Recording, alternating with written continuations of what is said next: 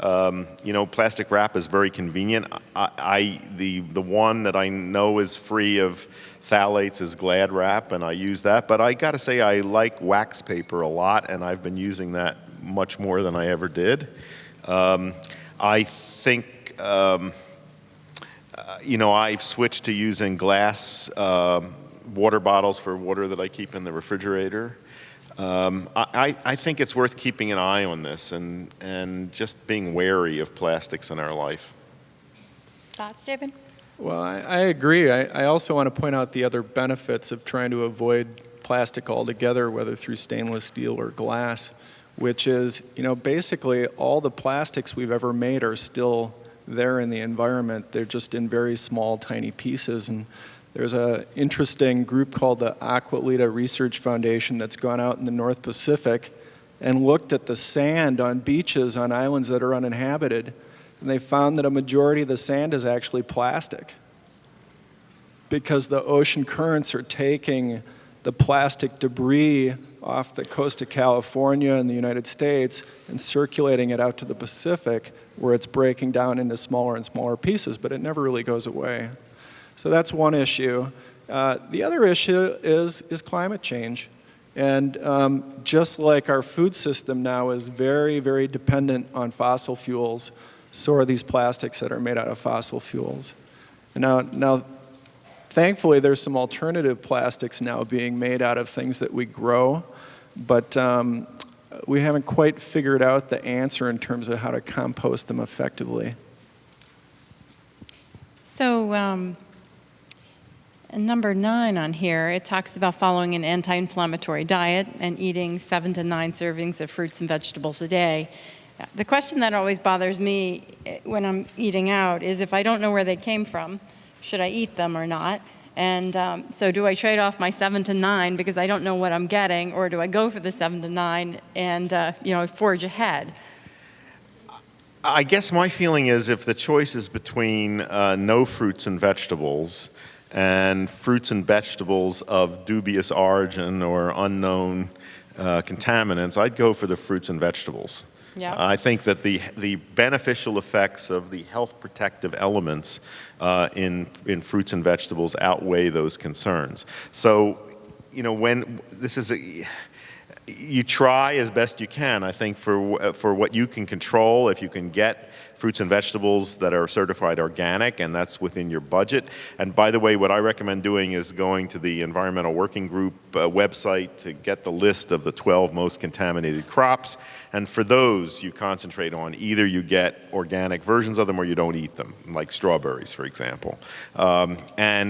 Otherwise, you prioritize. Get organic produce where you can afford it, or get produce from local farmers markets where the growers can assure you that they're pesticide free, even if they can't afford to get organic certification, which is something that many small farmers can't afford to do. So you make those decisions as best you can. In restaurants, sure, if I can find a restaurant where they assure me that the salad is organic, I'm delighted. Or if it came from the garden next door to the restaurant, I would be overjoyed. But that doesn't often happen, and if I'm in an airport, it's not going to happen at all. So I'd rather, in those cases, eat what seems to be good quality food. So I think that brings us into what you raised in the beginning, which is some of the issues about health-giving foods or health-declining foods, and also number 10 here, which is our high fructose corn syrup issues and other things. So there's a very simple bottom line here, and it's a point that we will be stressing over and over again in the next few days in the professional conference, and that is the simplest and most powerful step you can take to protect your health with regard to food is to minimize, with the goal of eventually eliminating, intake of refined, processed, and manufactured food. It's that simple. That I think the most alarming change that's happened in our society in my lifetime is the extent to which refined, processed, and manufactured food has displaced whole natural food in the American diet.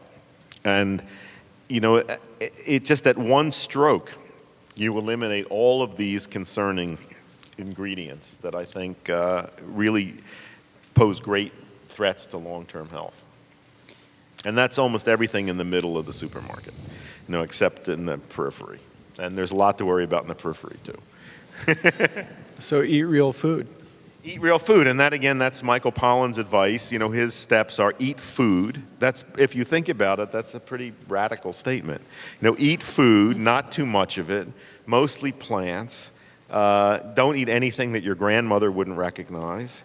And another one which I love is don't feed yourself in the same place that you feed your car.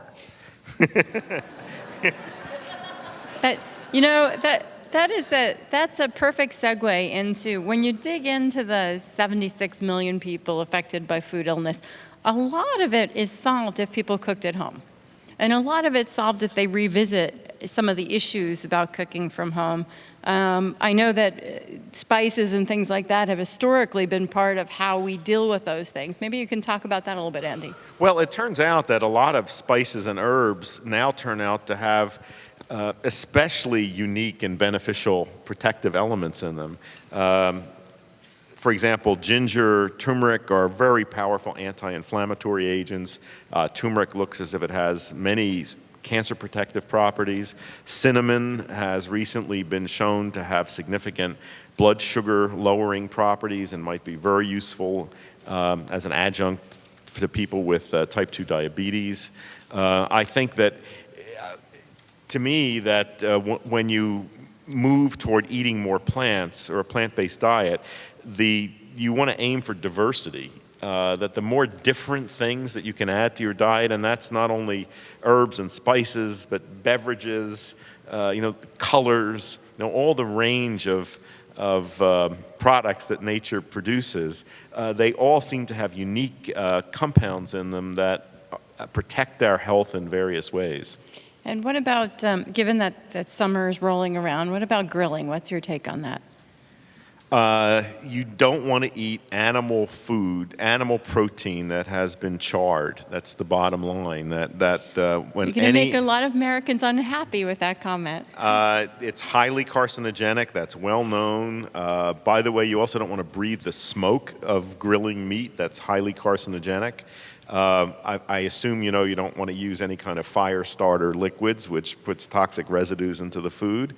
You can reduce that danger of cancer promotion somewhat by marinating flesh foods in advance, and you can marinate them. There are different recipes you can find, but red wine, garlic, other spices block some of that change. If you serve something like that, you want to cut away the blackened outer portion. There's some very powerful data from the Wisconsin nurses studies, one of these large population studies, looking at risk factors for breast cancer, and one of the strongest correlations found was a preference for well-done meat. And this was determined by showing women photographs of meat cooked different ways and asking them to pick out the way that they liked it. So I think that that's a significant issue, and that does not apply to grilled vegetables, by the way. And there are delicious ways that you can marinate and grill onions, mushrooms, peppers, and so forth. And I don't think it's as much a danger with fish either. But there again, I would marinate, and it's not a good idea to eat blackened fish. Andy, you've talked a lot about increasing antioxidants in the diet to protect against some of those things. But what struck me is that is the win-win with those same antioxidants protecting against a lot of the pollutants that I've been talking about. So this is, I think, one of the main reasons for telling people to eat more fruits and vegetables is that this is our best source of protective antioxidant compounds. And these protective compounds are often the pigments that give plant products their distinctive colors. And each class of pigments has different protective effects. And this is one reason why we often tell people to try to cover the color spectrum in what you eat every day, or at least to aim for that, and think about, where did you get your red food today, and where did you get your purple food, and what did you eat today that was orange? Now, this is a good way to think about. And as David said, these protective compounds that are produced by nature in plant foods, in fruits, vegetables, spices, herbs, beverages, even some of the popular plant intoxicants. These all have beneficial properties. And this might be the best way that we can bolster our natural defenses against a lot of the threats that are out there, because many of these problems that we've talked about do their damage through oxidation reactions. So by boosting our antioxidant capacity, we're protecting ourselves even if we're exposing ourselves to them or taking them in knowingly or unknowingly. So I'm going to start to go to the audience questions that we got online and talk about those a little. And I would encourage those of you who want to ask a question, we have some microphones here. We ask that you stay on topic, so please don't share your personal health histories or ask questions that are personal, but really we're trying to stay within the focus of what kinds of foods should we be eating, how do we deal with the bigger issues. And so if you have some of those, we encourage you to come on up to the mics, and as we ask some of the audience questions here, we'll get to you in a couple minutes. So one of the questions that comes up first that strikes me, and it shows up all the time, is what is the notion of superfoods? And are there superfoods? And how do we pay attention to those? I think the term superfoods is mostly a marketing gimmick. And it seems there's a superfood of the month. And right now, there's such, the whole topic of antioxidants has become so popular that people are looking for the next berry from some exotic place that has a higher antioxidant activity than somebody else's berry, and then starts making products or sells these through multi-level marketing. You know, I think that I think nature produces a lot of things that you could categorize as superfoods, and these are not just these particular proprietary products that are out there. So are there any foods that we should eat more of that are maybe not super, but better for us? Well, we really want to go out of our way. I talked about pigments as having such powerful antioxidant activity. So one class that are particularly good are the pigments that give foods dark purple colors. So many of the berries, blueberries, blackberries, this is the power of red wine that's been discussed. So I think that's one class of things to go for that are particularly good. Some of the superfoods out there, I have questions about. You know, things like some of the blue-green algae, for example. I see these promoted as superfoods. They're very questionable. I think there's a high chance that some of these have powerful neurotoxins in them, and you know, I don't think that. I wouldn't recommend those. But I think there's lots of familiar foods that you can find in grocery stores in the supermarket that have intense colors that are very good for us. I want to just add something from my personal experience. I'm from the northern part of the country. It snowed this week. But one of the best things that we've done as a family is to buy a freezer. So we go out to a You Pick 'em organic farm, and we pick as many fresh strawberries, blackberries, raspberries as we can, and we freeze a ton of them, and we eat them all winter long. And it really gets to the cost. It does two things. It means we're eating very seasonally, even if we're eating the berries in the middle of winter, but it also addresses some of the cost issues. Much less expensive to pick your own rather than buy them in the store out of season. So one of the questions here is a question that I get from my mother often, which is if a person had an unhealthy diet for most of their life and they're now 50 plus, is changing their diet useful at this point, or have they already gone past the point of no return? Absolutely, absolutely useful. You know, I've seen good data showing that people who are heavy smokers, you know, for years, that literally within hours of the time that they stop smoking, the body begins, the processes of clearing out the lungs begin to pick up. And I think this is true of most living systems, that if you stop putting the stuff in that's causing the damage, almost immediately the mechanisms of purification and healing begin to kick in. So no, it is never too late. That's really good to hear. Any thoughts, David? You know, you mentioned in the study that once people start changing their diet, it starts changing pretty rapidly. So that's good news. Well, that's true. With a lot of the pollutants, the body clears them at very different rates. So, for example, one part of the life that I really focus on is when women are thinking about getting pregnant. And if you're in that situation and you modify your fish consumption and stay away from the high mercury species, you can actually flush out the mercury in about 6 months. That's the half-life of mercury in the average person, is about 6 months. So there is a case with heavy metals where if we make a change in our eating behavior today, it has a pretty marked effect. So that's just suggests people don't have to follow some of these back of the magazine ads to do all kinds of mercury removal And techniques. by the way, it brings up another interesting question.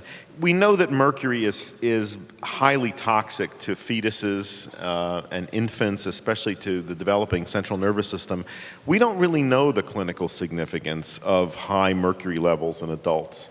You know, it may not be a significant threat to health. We don't know. So there's an assumption that it's not good to have mercury in your system, but we really have no information on that subject. I'm going to go to the first audience question. So Can you hear me? Oh, yep, you can you tell us your name and then? Hi, I'm Cindy. I'm a nutritionist from Bellingham, Washington. And there's been a lot of research the last couple years on advanced glycation end products. And these are compounds that form when you grill or broil meats, in particular at higher heats than 350 degrees. And if you look at traditional Mediterranean cooking, meats are cooked on a really low temperature all day long, roasted at a low heat. So we're recommending that patients not grill or broil, unless it's at an extremely low heat. I'd like to hear your comments about that. Well, I think that's not a bad recommendation. There are some cooking methods that seem not in fashion here that I find very good. One that I'm a great fan of is steaming. And, I think I just in the past week made some fish, several kinds of fish on different occasions, of searing the fish briefly in olive oil and then adding liquid, wine and broth or wine and water, covering it and steaming it. And that's a low temperature method that produces wonderful results. The fish is tender, juicy, you don't overcook it. One of the problems with broiling and grilling is it's very easy to overcook food. And that not only doesn't, the health effects are one concern, but the other is it doesn't taste good when things are overcooked. So I'm all in favor of slow cooking, low temperature cooking. It's also more economical. Uses less power. On the other hand, things that are grilled can taste very good. So if you're going to grill things, I think the trick is to just not overdo it. To not grill to the point that especially animal flesh becomes black or dark. That's extremely unhealthy. I want to broaden it up a little bit. Right now, the federal government's approach to most genetic engineering technologies in terms of food crops has been to apply a standard that they call GRAS, generally recognized as safe. And the ultimate impact of that is that a lot of the, at least from my perspective, a lot of the technologies have not been well studied for safety, but the presumption is that they're safe. And so it becomes an issue of where you fall on wanting to have more information before widely using a technology and releasing it into the food supply, or whether you're okay with having less information. So as a society, I guess we've opted for having less information. My feeling is there are a number of concerns about GMO foods. One is the introduction of foreign proteins into foods that may cause allergic or other reactions in people who don't know that they're being exposed to them. Another concern is that we may not be able to foresee the downstream consequences of making these genetic modifications. Just one example is that as an organic gardener myself, I have always relied for years on using a bacterial toxin which is completely safe for mammals called BT that kills cabbage worms. So I plant broccoli and other cabbage crops in my garden in Tucson in late September, and there's a period, when you begin to see holes in the leaves and you turn the leaf over and there's a little green worm there. and you spray a solution of this bacterial toxin on, they're gone. It's been incredibly effective. It's absolute zero toxicity for mammals. Well, a few years ago, Monsanto took the gene from the bacteria that makes this toxin and put it into corn. So you can now grow corn that kills corn earworms, but suddenly there's a great deal more of this bacterial toxin in the environment than there ever was, and so what happens, same thing that always happens in nature, we're beginning to see the development of resistance to it. So I noticed this year that Bt toxin didn't work nearly as well for the first time in killing cabbage worms. And so as a result of doing this, organic gardeners have lost a very useful tool. You may say that's not a terrible thing, but what else could happen as a result of these changes? There was the death of, was it monarch butterflies in the Midwest, whose larvae were killed by this corn because the stuff is in the pollen on the tassels of the corn. It's throughout the whole plant. And that's, again, okay, so some monarch butterflies die. But what could happen further downstream as a result of these genetic changes? And we'd better hope that the people who are doing them are thinking that way, and the chances are they aren't. They're only looking at how much money they can make by selling this much higher priced genetically modified corn.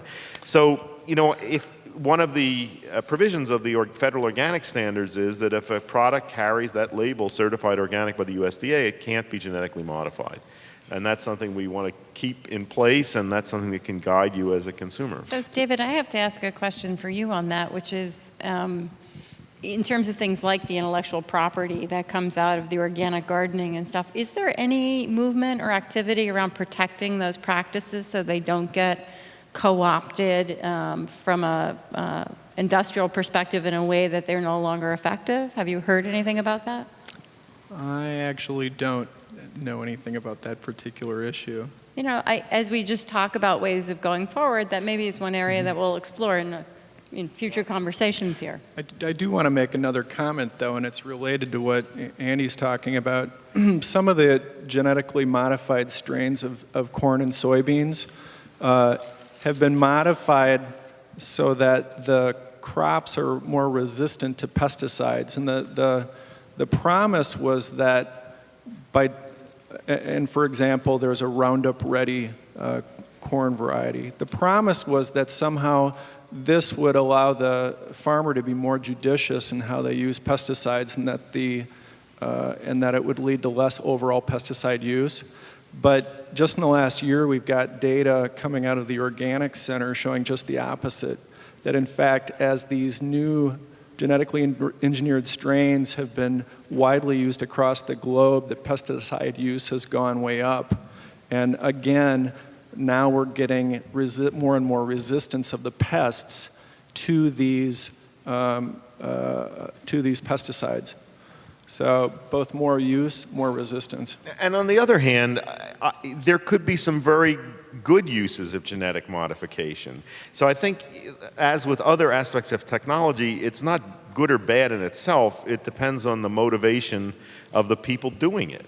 Are they doing genetic modification to develop foods that are more nutritious, that are better for us, or are they doing this to increase the gain of the small numbers of people who are benefiting from selling it? The next question. Hi, my name is Vicki, and I'm from Seattle. And David, you talked about preserving berries so that you could consume year-round. I'm just wondering how much nutritional value that you compromise with berries or fruits or vegetables. Is there a length of time that you don't? And So the question is the freezing process reduce the nutritional benefit of food? Right. I would say not significantly. Okay. And especially in the case of berries, I think you're getting all that antioxidant benefit, not to mention the enjoyment of eating berries. Great. Next question. Hi, I'm Kim. I'm a dietitian here in the Phoenix area. And my question is, what kind of water do you recommend, and the amount of water? And is there any evidence for a certain amount of water flushing out some of the toxins that you do get in food? Well, certainly, the body has many of its own methods of detoxification, and a main one is urination. In order for that system to work well, there has to be enough water flowing through the system. I'm reluctant to say that people should drink a certain amount of water a day, because I think that's very individual.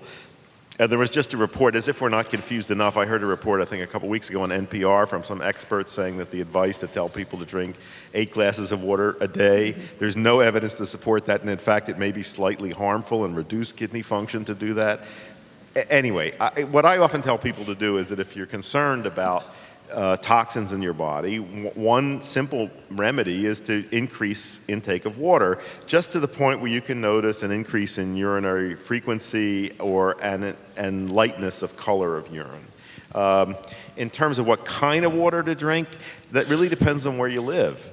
I think bottled water is questionable, both in terms of its purity, unless you can get assurance from the manufacturer, and also the containers that it's in. I have, in my own home, I have a distiller. I'm on a well, but it's an area that has very hard water and too much fluoride in it, and I like distilled water. I think that's great. But there are a number of systems out there, but if you're going to get a purifying system for your home, you really need to do homework. You need to have your water tested or find out what's in it to know what kind of system you should get. And there's a wide variation in expense and quality and ease or difficulty of maintaining these purifying systems. I think a good, relatively inexpensive method is a solid carbon block system combined with something called a KDF system. That's an alloy and that removes minerals. So carbon block KDF system is very good. Reverse osmosis I can't justify here in Arizona because it wastes too much water, and we should be concerned about conserving water here. Activated carbon, which is the cheapest kinds and countertop pitcher sorts of things, absolutely cannot be counted on to remove significant toxic contaminants, but you got to know what's in your water. So I would say get your water tested. It's best to do that at a private lab and find out what you're dealing with. So Andy, do any of these filters that you know of take out the drugs if they're in the water system? I would think these are organic molecules, and generally carbon will do that. So both activated carbon or better, the carbon block system should do that.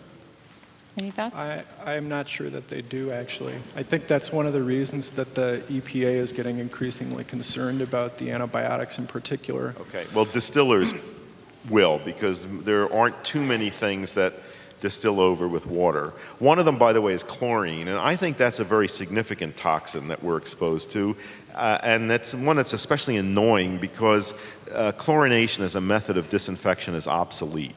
And it should be replaced here with methods that are safer and better, like ozonation. If your water tastes like a swimming pool, you shouldn't be drinking it.